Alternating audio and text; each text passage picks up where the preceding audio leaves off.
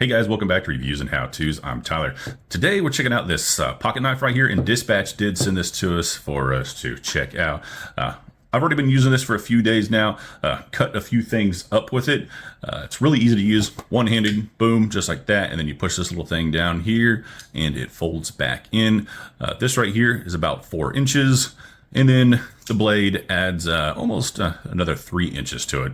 So it's going to give you a 7-inch. Overall, pretty well balanced. In addition, it does have just like all the standard stuff on it right here. It will clip onto your belt, and this bad boy will cut through some stuff. Let me grab a piece of paper here really quick and show you that. All right, so we got us a piece of paper right here. We're gonna give a nice little cut to it. Right there we go. Look at that, super sharp right out of the box. And then of course, obviously you can easily sharpen this. It's not serrated or anything, so you don't have to worry about being a big issue in order to sharpen it. Just use a brick or one of those rods. I don't know the terminology of them. I just know how to use them.